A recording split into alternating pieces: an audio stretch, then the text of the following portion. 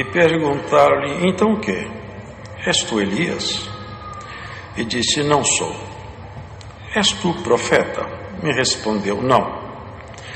Disseram-lhe, pois, quem és? Para que demos resposta àqueles que nos enviaram. Que dizes de ti mesmo? Disse: eu sou a voz do que clama no deserto. Endireitai o caminho do Senhor, como disse o profeta Isaías. E os que tinham sido enviados eram dos fariseus. E perguntaram-lhe e disseram-lhe: por que batizas, pois, se tu não és o Cristo, nem Elias, nem o profeta? João respondeu-lhes dizendo: eu batizo com água, mas no meio de vós está um a quem vós não conheceis. Este é aquele que vem após mim, que foi antes de mim, do qual eu não sou digno de desatar a correia da alparca. Estas coisas aconteceram em Betânia, da outra banda do Jordão, onde João estava batizando. No dia seguinte, João viu a Jesus, que vinha para ele, e disse: eis o Cordeiro de Deus, que tira o pecado do mundo. Este é aquele do qual eu disse: após mim vem um varão que foi antes de mim, porque já era primeiro do que eu, e eu não o conhecia. Mas, para que ele fosse manifestado a Israel, vim eu, por isso batizando com água. E João testificou dizendo: eu vi o Espírito descer do céu como uma pomba e repousar sobre ele. E eu não o conhecia, mas o que me mandou a batizar com água, esse me disse: sobre aquele que vires descer o Espírito, e sobre ele repousar, esse é o que batiza com o Espírito Santo. E eu vi, e tenho testificado que este é o Filho de Deus. Amém.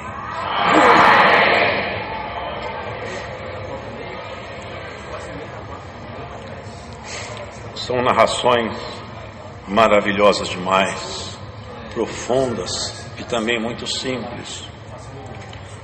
Um linguajar simples e profundo. João fala de segredos escondidos por tanto tempo, coisas que Deus tinha com ele, e chegou o tempo de ser manifesta, porque o caminho de reconciliação, ele veio de cima, não veio de baixo. O caminho de reconciliação nasceu no céu, não nasceu na terra. Não fomos nós humanos, deveríamos até ser nós mesmos, mas por falta absoluta de competência nossa, nós não tínhamos como nos reconciliar com Deus. Como nós não tínhamos essa grandeza, antes a nossa herança é a miséria humana, e Deus sabe isso. Vendo que nós não tínhamos dignidade para propor reconciliação por causa de nossas obras continuadamente más, então veio Ele propor reconciliação. Como nós não podíamos subir até Ele, Ele se abaixou até nós. Como nós não podíamos nos vestir de glória para dialogar com Ele, Ele se vestiu de miséria em Cristo, se fazendo homem no ventre de Maria, e veio conversar conosco. É isso que é o Verbo se fazendo carne. É o próprio Deus, Ele mesmo, buscando e criando um caminho para nos restabelecer como filhos, porque estávamos afastados. Esse mundo aqui, irmãos, é um lugar que Deus chama de trevas. Em alguns lugares também chama isso aqui de mundo de mortos. Para Deus, esse mundo é uma mansão de mortos. Em Salmos fala assim: na mansão dos mortos ninguém louva a Deus, nem os que descem ao silêncio. Mansão de mortos é este mundo, hein? É uma mansão de mortos. Os que descem ao silêncio são aqueles que morrem e se tombaram no pecado são achados do outro lado. O Verbo se fazer carne é uma história maravilhosa que dividiu de tal maneira a existência da criação inteligente que até na própria história humana nós conhecemos a história assim, antes de Cristo e depois de Cristo. Porque esse homem chamado Jesus, ele abrigava um espírito do nosso Cristo, do nosso Senhor. De tão grande que ele foi, ele veio purificar a terra. E o que é mais maravilhoso e pouco conhecido da igreja, ele veio purificar até a memória dos anjos. Vocês sabiam isso? Você sabia que os anjos, houve um tempo na história da criação, que lá em cima no céu, houve uma rebelião. E essa rebelião decorreu-se por causa da vaidade, da soberba de um querubim, que ele era tão excelente, que nele fala que ele tinha 10 pedras incrustadas nele. Não é que ele tinha 10 pedras de minerais, embora que elas são citadas nominalmente em Ezequiel, mas essas pedras são figuras das virtudes que estavam nesse querubim. Tão maravilhosas que eram essas virtudes que ele se envaideceu. A soberba é o jeito mais fácil do homem se tornar inimigo de Deus. A vaidade pessoal, a soberba, já colocaram muitos do inferno. E o primeiro que caiu foi esse querubim. Também era o mais bonito e o mais poderoso. E por causa dessas 10 pedras que ele tinha, que ele andava por sobre as pedras afogueadas. Pedra afogueada é uma pedra que está incandescente, ela tem calor, e o calor dela promove luz, então ela irradia luz por causa do seu calor. Por isso que ela é chamada pedra afogueada, que ela está afogueada por alguma coisa interior. E essas pedras, não é que ele andava em cima de pedra no céu, essas pedras eram os querubins e os outros anjos de outra hierarquia, sobre os quais ele era a autoridade. Ele era o aferidor de medidas, ou seja, ele acertava o ajuste de Deus nos próprios anjos. Um anjo de alto gabarito. E também você sabe que aos poucos você está virando pedra afogueada também. O Senhor fala que nós somos pedra santa. Deus vai te afogueando. O calor irradiado pela sua glória vai penetrando dentro de você e vai tirando a rudez do seu rosto, até que um dia você passe a brilhar também. Oxalá que nós fôssemos todos já pedras afogueadas pelo Espírito de Deus.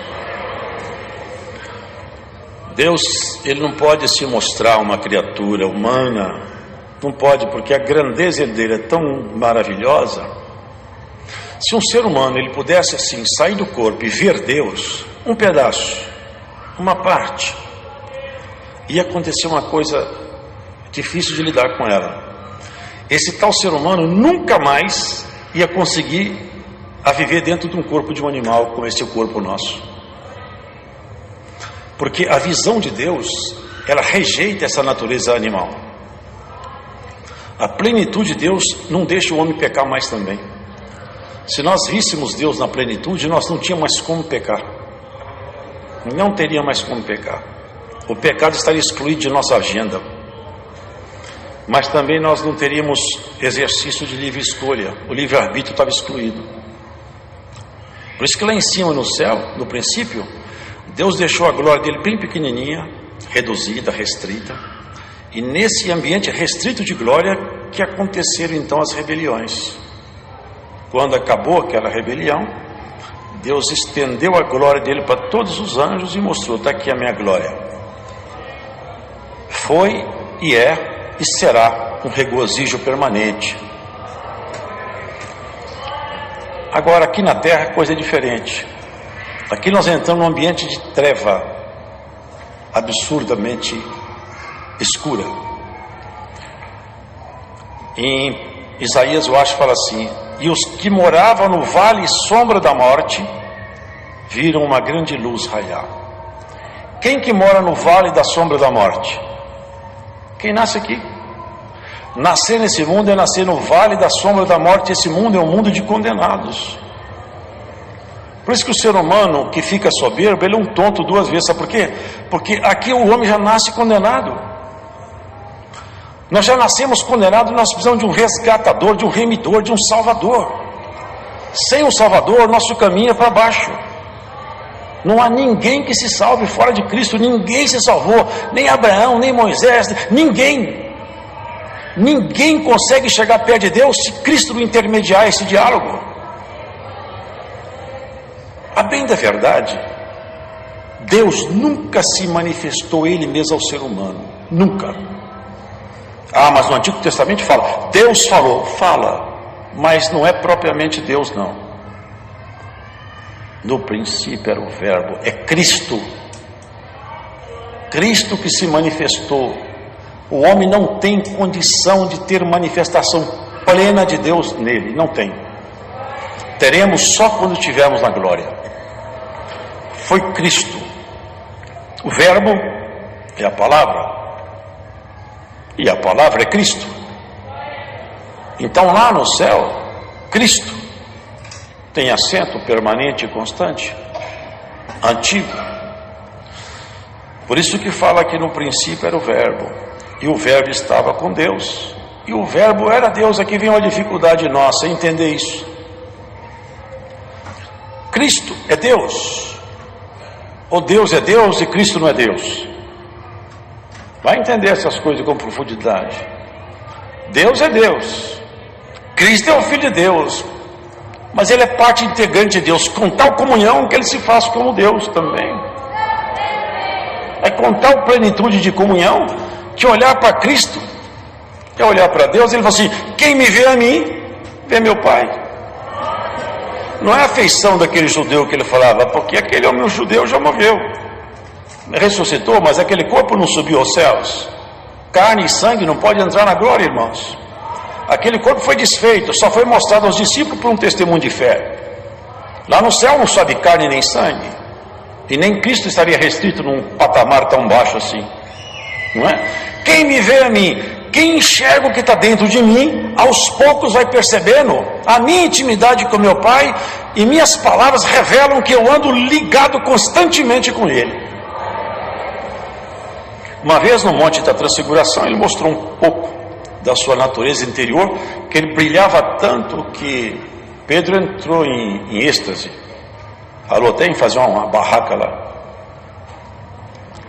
Vamos fazer uma tenda aqui, vamos morar todo mundo junto. Eu nunca mais quero sair daqui, porque a glória de Deus afogueou Pedro por uns momentos, afogueou João, afogueou Tiago.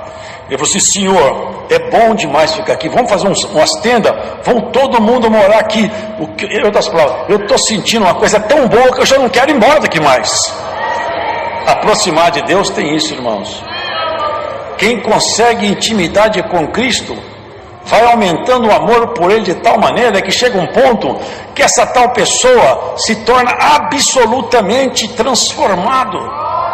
Já não é um ser comum, é uma pessoa transformada por Cristo.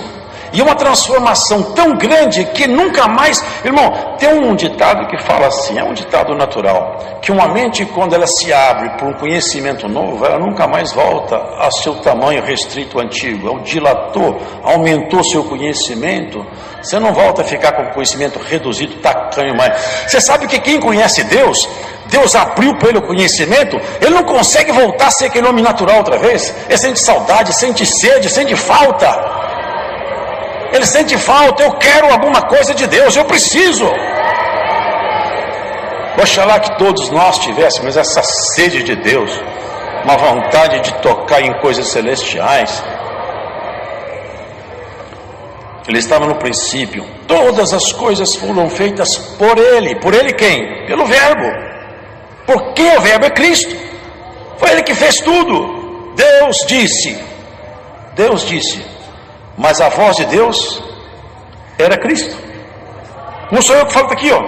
Todas as coisas foram feitas por Ele, Foi ele que fez tudo. Você percebe como é que você arrumou o mestre mais excelente de todos? Tudo que existe foi o seu mestre que fez. Qualquer matéria no patamar superior, no patamar terreno e no patamar dos abismos, ele conhece tudo.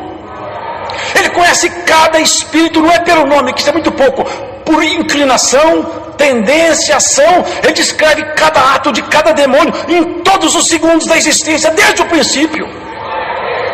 Ele fala o que você vai falar até você morrer. Ele tem um relatório de tudo que você vai pronunciar.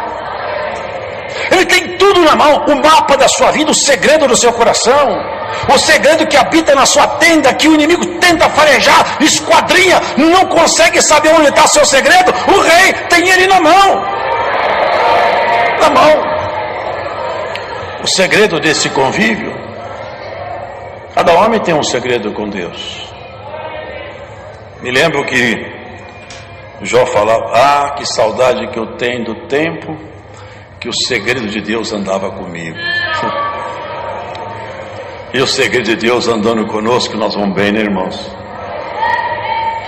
Aos poucos esses discípulos foram percebendo que esse verbo aqui tem muito que ver com autoridade, amor e misericórdia, ciência. Um dia eles foram cobrar Pedro para experimentar o mestre.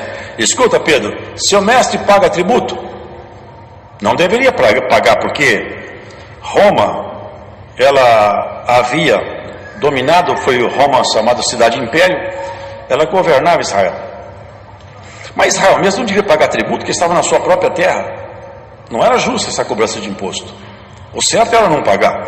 E os judeus sabiam, os romanos sabiam isso. Por isso que eles perguntaram: seu mestre, vocês pagam imposto? Seu mestre manda vocês pagar imposto? Se paga. Mas ficou pensando: será que paga mesmo? Vou lá tirar minha dúvida com o mestre.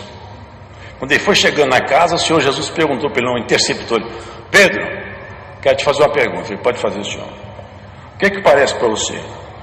É justo cobrar tributo dos filhos? Eu acho que não. Mas para que a gente não escandalize eles, vai lá no mar, joga o anzol, e quando um peixe fisgar, você puxa, traz o peixe, abre a boca dele, lá tem um dinheiro para mim e para você pagar o tributo. É uma autoridade, né, irmão? Uma simplicidade, né? O mar tão grande, irmãos. Mas Deus conversou com o Senhor conversou com aquele peixe lá no mar. Vai pegar o anzol de Pedro. Quando Jonas, vocês lembram?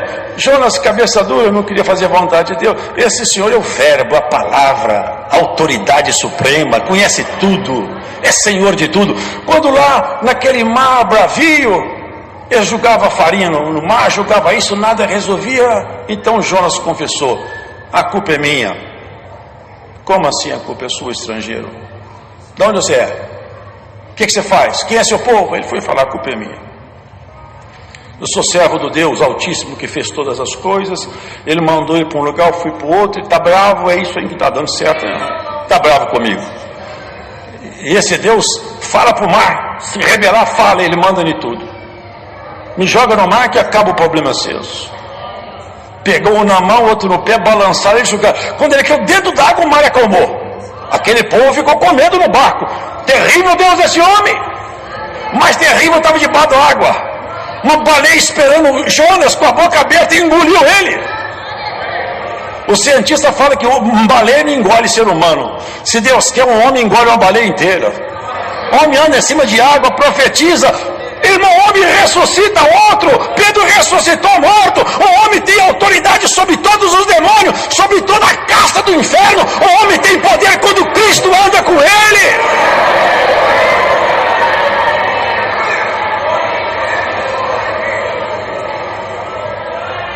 Lá no ventre daquela baleia ainda, o verbo estava lá. Ele conversava, ele falou assim: salvo engano, eu tô no fundo do inferno, porque não devia estar bom lá não, né? No ventre da baleia, a pressão, irmão, só a pressão de água esmaga os ossos, mata uma pessoa, só a pressão de água. Quem já estudou um pouquinho sabe isso, a pressão mata. Mas lá no fundo do mar, no ventre da baleia, é impossível respirar, porque não tem oxigênio livre. Ele respirava, porque junto com Jonas a misericórdia também desceu lá. Entrou alguém aqui, que você está no ventre de uma grande guerra. Mas sabe por que você está aqui até hoje, nessa guerra? Porque o rei entrou com você nela. E você vai sair, sabe por quê? Que o rei vai te tirar dessa guerra. Bendito o Senhor. Nele estava a vida dos homens, e a vida era a luz dos homens. A luz resplandece nas trevas. Vocês entendem isso aqui? Ali estava a luz verdadeira que alumia todo homem que vem ao mundo. Parece contraditório, porque as pessoas fazem tanta coisa feia em fora. Por que elas estão iluminadas por Deus? Não me parece razoável isso. Mas aqui fala, ilumina todo homem. Mas não parece-me assim não. O que acham os irmãos? A Bíblia fala que sim, mas a minha experiência fala que não. Qual será a nossa visão disso, irmãos? Essa luz ilumina todo o ser humano, aqui fala isso. Quando e aonde? Quando a criança é inocente. A inocência é a luz que ilumina o espírito do ser humano. Enquanto ele está inocente, Cristo é a luz que ilumina ele. Por isso que o Senhor falou assim: quem não se fizer como uma criança não verá a minha face. Eles tentaram embargar as crianças que queriam abraçar Jesus, sabe por quê? Que aquela pureza atraía a inocência. A inocência daquelas crianças era atraída pela pureza de Cristo, e eles se encontravam atraídos por forças semelhantes. Eles corriam na direção de Jesus e segura os meninos aí, larga os meninos, deixa eles, dos tais é o reino dos céus. Você percebe que não faz sentido dizer que tem pecado original, que criança tem que batizar que tem um pecado original? O pecado que origina em nós nasce de nossa consciência. Só existe pecado quando existe consciência, o resto é inocência. Aliás, esse é o primeiro céu do ser humano. O primeiro céu é esse, a inocência. Essa luz ilumina o espírito do ser humano na inocência. Eu amo criança por causa disso. Eu vejo a inocência na criança. Sou apaixonado com criança por causa disso aí. Mas vai crescendo, ela perde a inocência. Não tem mais jeito. A briga está pronta. Nós somos irremediavelmente brigados com Deus por causa do pecado. E não tinha mais como reconciliar. Foi quando Cristo veio e o Verbo se fez carne e habitou entre nós e trouxe para nós a carta da reconciliação. O Evangelho nos fazendo cada um de nós amigos de Deus. Olha o que ele fala: eu não vou chamar vocês de servo mais, vou chamar vocês de amigos. Porque um servo não sabe o que faz o seu senhor, mas eu vou contar todas as coisas para vocês. Você sabe que não um avivamento assim em continentes, como vejo muitos teólogos apregoarem, mas haverá um grande avivamento dentro do povo consagrado. O homem e a mulher que se consagrar a Cristo, vai cair sobre essa tal pessoa um grande avivamento do céu. Deus está projetando um grande avivamento no corpo da igreja dele, sobre aqueles que se entregarem à busca, à oração, à santificação. Haverá um grande movimento espiritual. Essa luz vai fazer um grande brilho outra vez, antes desse campo de batalha ficar completamente minado, antes das forças estranhas subirem ao poder e cercar a igreja com leis, e cercar essa igreja com legislação. Um grande avivamento virá sobre a igreja. Vem vindo projetos aí para segurar o acesso desse povo até o ajuntamento da espiritualidade. Mas até que essas coisas se consolidem, o Senhor fará levantar entre nós homens e mulheres carregadas de bandeiras celestiais, carregadas de revelações de coisa santa. Você acredita que Deus tem designado a cada um para uma função, e nós temos que descobrir aonde está a vocação nossa pela comunhão com Cristo? Se você buscar acertar junto de você aonde está o sentimento, aonde Deus quer te colocar, você vai se tornar um instrumento afinado por uma grande orquestra que vai tocar o último cântico dessa batalha. Deus nunca, jamais Ele entrou na guerra. Nunca. Essa guerra o Senhor Deus não entrou ainda. Quem entrou na guerra foi Cristo, se abaixando até nós, arrancou de sua espada, desafiou todo o principado da treva, chamou todos para a guerra e derribou um a um. Não ficou nenhum de pé. Nenhum espírito, nenhuma autoridade do inferno conseguiu ficar perto dele. E ele passou essa autoridade para os apóstolos. Paulo pegava o lenço. Eles pegavam assim, esse lenço aqui de Paulo, os demônios iam embora. Você não quer nem ver o dono desse lenço aí. Pedro passava na rua, se colocava camilhas e a sombra projetada de Pedro curava. Sabe por quê? A autoridade de Cristo transferido para a igreja. E eu vou transferir a autoridade para a minha igreja, diz o Senhor. Glórias ao Senhor. Portas se abrirão sobre a cabeça de muitos que estão aqui.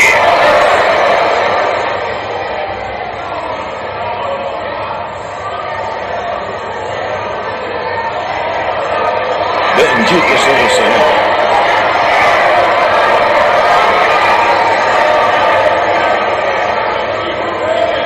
Olha a contradição com o querubim caído com João. João só falou assim: dos que nasceram de mulher, nunca teve um homem com a envergadura de João. Nunca teve. Nem Daniel, Moisés, Abraão, Elias, Noé, nenhum deles. João Batista foi o mais excelente dos homens, o maior deles. E João Batista, ele fala: eu não sou digno de pegar a sandália dele e colocar no pé dele. Mas, irmãos, João Batista deu um testemunho dele e falou assim: ele é a luz, eu não sou a luz, ele é a luz. Importa que ele cresça e que eu abaixe. Olha o comportamento de João. Você é profeta, João? Ele podia falar: claro que eu sou profeta, eu estou profetizando a vida de Cristo. Mas ele não é que ele mentiu, ele se escondeu atrás de uma outra missão mais nobre, sobre a qual o homem não dava valor. Não é que ele mentiu, ele disse: não, eu não me coloco na qualidade de profeta agora. Você é Elias? Não, agora eu não impõe na qualidade de Elias. Então, afinal de contas, quem é você? Eu sou apenas a voz de alguém que anda clamando nesse deserto: endireitai teus caminhos. Ele reconhecia o verbo, eu sou o eco do verbo, o verbo fala comigo, eu ecoo as palavras dele para frente. Glórias ao Senhor. Eu trago em mim apenas a intenção de apontar vocês para Ele. Eu não sou ninguém, Ele é que é tudo. Vão na direção dele. Um dia fala: João, seus discípulos estão indo atrás de Jesus, você vai ficar sozinho? Isso aí é para ir mesmo. Eu sempre falei que eu não era nada, eu estou ensinando vocês a ir para lá. Ele é que é o mestre. Glórias ao Senhor. E o Senhor quer você aos pés dele. Que você não esteja aqui, irmão e irmã, com nada na sua vida que seja mais alto do que o amor pela eternidade. Porque olha, se nós tivéssemos na mão o dia da nossa morte, porque ele está marcado já, nós íamos ser as pessoas mais problemáticas aqui de Belo Horizonte. Se o senhor fosse: olha, está aqui, vou passar o dia que você vai morrer. Você ia passar o resto da sua vida pensando nesse dia. Ia virar um problema neurótico. Você ia começar a ter um problema psicológico. Se eu todo isso olhava: puxa vida, falta 5 anos, falta 20 anos, mas 20 anos não dá para eu fazer o que eu estou querendo, não. Você ia começar a ter uma vida problemática. Agora, se eu falou assim: quando você morrer, eu tenho uma casa para você na eternidade. E você não pensa nisso toda hora? Pensa na eternidade, medita nisso. Lembra disso. Lá existe um lugar preparado para você. João Batista fez bonito demais. Por isso que o senhor falou, deu o testemunho dele. Eu nunca passou um homem igual a esse aqui. Ele se anulava, se aniquilou, se abaixou, se diminuiu. Não deixava nada. Ele poderia fazer milagre para os outros acreditar nele. Ele tinha autoridade para isso. Tinha autoridade. Se ele quisesse, ressuscitava morto, irmão. Mas ele não pôs a mão, não fez nada. Falou assim: eu não vou fazer nada. Meu único objetivo é levar a igreja para o Senhor. aleluia. É maravilhoso isso, irmão. É o contrário do que o inimigo fez. A guerra está chegando ao fim e nós temos que conhecer melhor esse mestre nosso. A sintonia fina. Hoje eu vi uma frase interessante. Eu não escuto a voz de Deus, mas será que nós estamos em comunhão para isso? Será que nós temos comunhão para isso aí? Quantos que têm comunhão para ficar escutando? O Senhor vem tão devagarzinho, é tão mansamente, que se nós endurecer nosso sentimento, a gente passa a não enxergar nada. Tem vezes que ele vem com sentimento suave. Um dia o Senhor falou comigo assim, numa interpretação de línguas, quando eu orava, para o meu servo: fique bem atento. Muitas vezes eu estarei na boca dos meus servos, das minhas servas, te instruindo, te aconselhando. Esteja em comunhão para que tu saibas quando sou eu. Então tem pessoas que Deus pega ela, vai até você e te dá um conselho. Às vezes ela mesma não sabe que foi Deus não, mas o Senhor está ali. Olha, presta atenção, estou te dando um conselho. Se nós estiver com o coração nervoso, com ira, com pressa, nós não vamos entender nada. Mas se nós estiver bem afinado, quando ele falar, eu percebo: opa, é o Senhor que chegou aqui.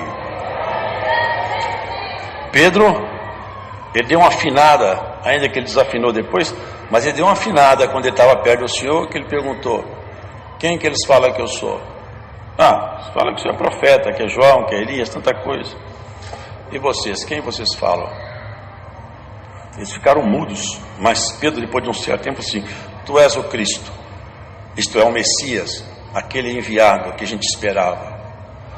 Assim, Pedro, nem a carne nem o sangue participaram dessa revelação com você. Foi meu Pai que inspirou você, e você, como um espelho bom, refletiu, o Verbo te falou, e você, porque é Cristo em Deus manifestando nele. É a sintonia fina. Nós temos que aprender a orar e não ter muita pressa de sair, não fazer nada com Deus que seja uma barganha. Quantas vezes eu falei isso aqui na reunião, para encerrar a palavra, eu falei isso aqui na reunião de mocidade. Uma coisa que eu não vejo na igreja é a prática de jejum. Você sabia que o jejum é uma prática que te leva à santificação? Jejuar santifica o homem, a mulher. É você humilhar sua natureza humana, falar para sua natureza humana: você não vai comer nada, porque eu, que sou espírito, que mando aí, vou mandar você ficar quieta por um tempo. Eu vou me santificar a Deus, vou me dedicar à oração. João Batista foi embora, e ele mesmo não escutou, porque ele foi mandar 2 discípulos falar para o Senhor, que a coisa apertou muito para ele no cárcere. O nosso adversário, infelizmente, ele não para, irmão. Enquanto nós estamos vivos, ele vai lutando contra nós.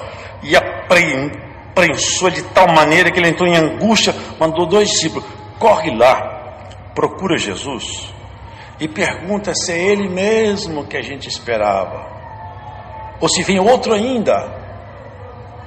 O Senhor não falou nada com ele assim: sou eu, João. Não. Fala para João que os cegos veem, os mortos ressuscitam, os coxos andam, e aos pobres é anunciado o Evangelho. Quando os mensageiros foram embora, o Senhor falou assim: o que vocês foram ver no deserto? Uma cana agitada pelo vento? Um homem vestindo vestimentas finas? O que vocês foram ver? Um profeta? Aqui não foi João que falou, foi o Senhor. Sim, vos digo eu, muito mais do que um profeta.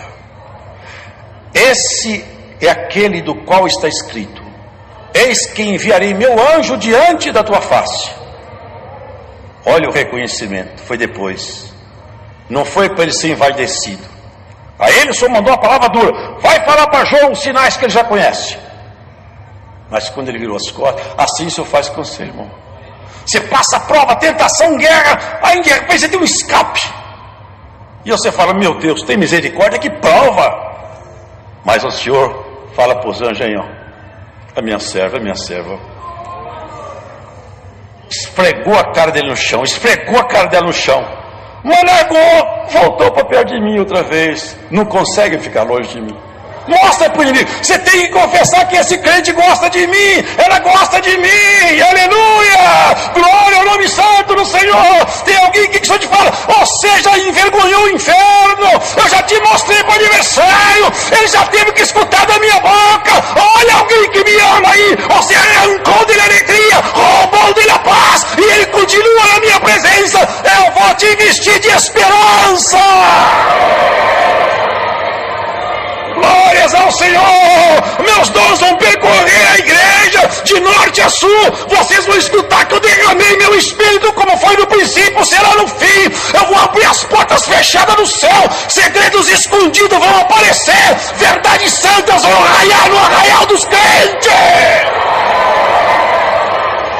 Calamai, eu vou mexer em lugares que o homem não pode entrar, em estruturas humanas que estão formadas para baixar uma resolução contra essa casa. Diz o Senhor, eu vou balançar algumas estruturas humanas nesse país.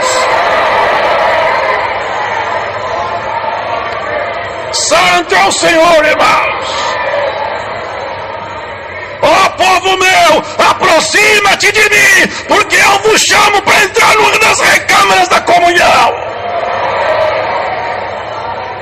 A luz, ela brilha para quem gosta de andar na claridade.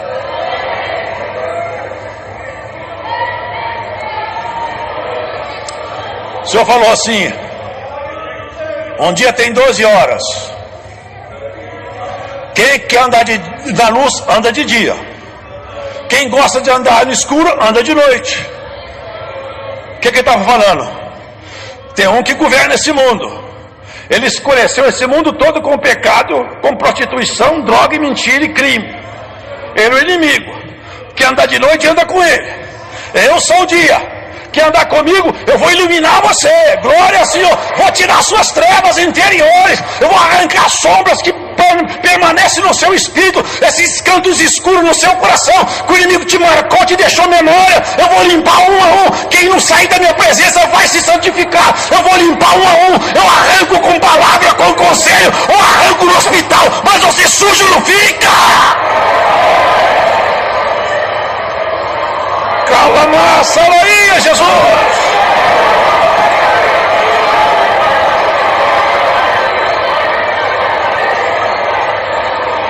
Santo é o Senhor. Meu tempo se aproxima, aonde você acompanhará movimentos do céu e vai confessar: isso aqui foi Deus que fez. Isso aqui foi o céu que realizou. Ninguém podia fazer isso aí.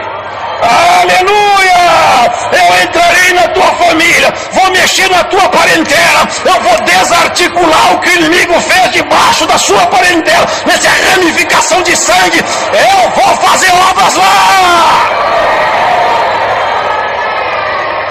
Racatalamai, eu vou tomar esse ministério em Belo Horizonte, vou derramar dor novo sobre o ministério, eu vou fartar uma igreja de comida boa. Viram muitos de longe, eu quero congregar em Belo Horizonte, que está tendo um derramamento lá. Eu profetizo que haverá derramamento aqui. Vou nem pensar no senhor entrar nessa linha, hein? Tem vaso aí que está escondido, mas eu vou trazer ele adiante. Tem vaso aí que está esquecido, eu já me lembrei dele. Glórias ao Senhor. Tem ferramenta aí que já falaram: pode jogar fora que não presta para nada, pois eu vou revitalizar. Santo é o Senhor. 7 olhos em cima da tua cabeça te acompanham todo dia. Aonde você vai tem 7 olhos em cima da tua cabeça. Ainda que você mesmo balança a sua cabeça e fala: eu sou um miserável de um fraco. Mas o seu inimigo, quando você vira as costas, abaixa a cabeça e confessa: esse homem, Deus não larga ele, Deus não larga ela, e ela não larga Deus.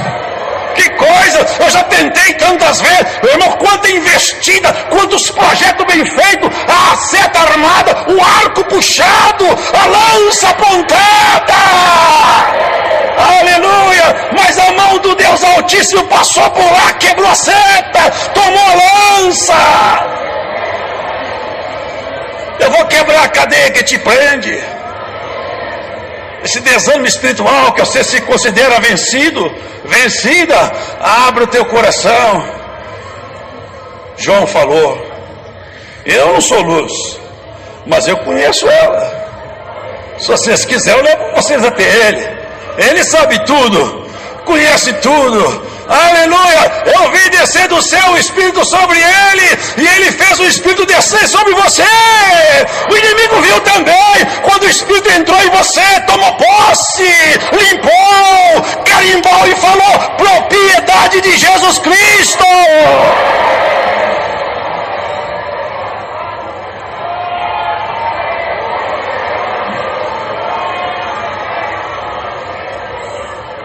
Nesses grandes criadores de animais se vê lá o dono, porque todo animal tem um carimbo que marca a sua propriedade, a sua identificação de origem. Aonde você vai, não tem carimbo no seu não, mas tem um nome na sua testa: santidade ao Senhor.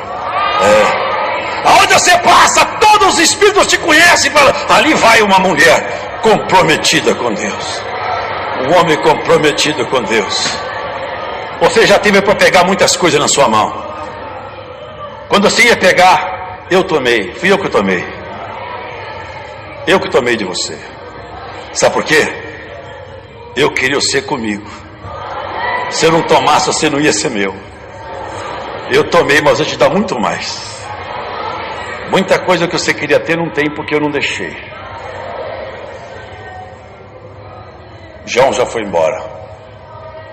Mas eu penso assim comigo: que glória, hein? Quando João morreu, que o Senhor falou com ele: ei, João, você, para mim, foi o homem mais magnífico que pisou na terra. Coisa maravilhosa, né? Não teve outro igual você, foi ímpar. Não teve outro igual você. Não teve esposa, não teve família, só solidão. Sabe por que você não se encaixa em lugar nenhum aqui? Sabe por quê? É porque você não é daqui. Se o senhor tivesse o passaporte espiritual, assim: seu passaporte está aqui, você não vai conhecer nenhuma letra lá, nem seu nome você não vai conhecer. O novo nome que você tem, você não tem competência de pronunciar ele aqui. Você não é daqui. E o Senhor Jesus falou para aquele discípulo: eu não sou daqui, e vocês também não são daqui. E enquanto você estiver aqui, a terra é estranha. Eu tenho que armar vocês. Vai para sua casa lembrando de uma coisa: lá no Conselho Superior do céu, onde se ajuntam os anjos mais excelentes. Olha que coisa linda. Seu nome já entrou lá. Quando se ajunta aqueles anjos maravilhosos, aquela reunião plena, seu nome já passou por lá. O senhor já olhou, você sabia que os anjos, eles têm prazer de trabalhar para nós? Muitos não sabem isso, irmão. Os anjos têm maior alegria de fazer um trabalho em favor da igreja. Eles não fazem tudo porque eles têm que obedecer a Cristo. É Cristo que cadencia o operar deles. E tem mais: o anjo é de tal maneira submisso que ele não extrapola a sua missão. Se ele vê que dá um recado para você, ele só faz aquele recado, volta, outra missão é de outro. Ele é extremamente cuidadoso com os mínimos detalhes. Você sabia que os anjos são extremamente cuidadosos? Nós não somos, mas os anjos são. Uma vez desceu um anjo do céu para falar com Daniel. O príncipe da Pérsia se colocou no meio do caminho. Falou: você não vai falar com Daniel. Não vou deixar. O que eu podia falar? Deixa de ser atrevido. Eu estou com ordem de Deus. Mas o assunto dele não era discutir com o anjo. O assunto dele era falar com Daniel.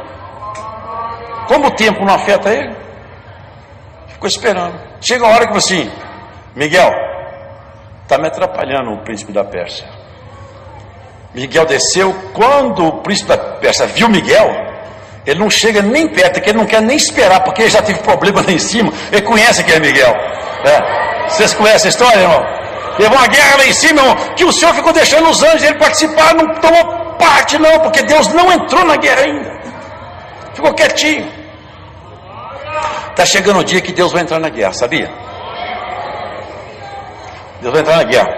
Daqui um tempo, Deus vai entrar na guerra. Ele vai levantar e vai falar assim: acabou a guerra. Quando ele falar assim, os demônios todos não abrirão mais a boca. Não tem mais diálogo. Porque não tem força, nem resistência contra Deus. O inimigo não luta diretamente contra Deus, irmão. Muitos pensam isso. O inimigo luta contra Deus. Irmãos, isso é absurdo. Isso é um erro teológico. Satanás não tem competência nem pretensão de lutar contra Deus. Ele tentou tomar o trono de Deus. Isso é uma linguagem figurativa. Ele queria ser mais do que ele era. Deus é incomparável. Ou nem olhar a extensão de Deus todo, nem o querubim consegue. Se o querubim for medir Deus, ele não tem competência de medir Deus. Aonde é que termina a glória de Deus? Ele nem sabe onde ela está. Quando Deus se levantar e falar assim, acabou a guerra, todos se aquietarão. Mas você vai falar. Isso é um segredo muito maravilhoso. Vós julgareis os anjos. Você acha que nós vamos julgar esses anjos que estão trabalhando para nós? Não vamos não. Nós vamos julgar esses anjos caídos aí.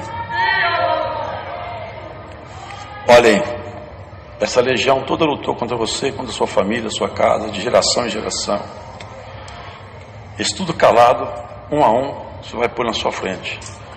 Você decide o futuro e a forma como eles pagarão a sentença. Vós julgareis. Por isso que fala assim em Coríntios: ora, se nós vamos julgar os anjos, será que nós somos incompetentes para julgar as coisas terrenas? Tem irmão que tem problema com o outro, vai na justiça contra o irmão.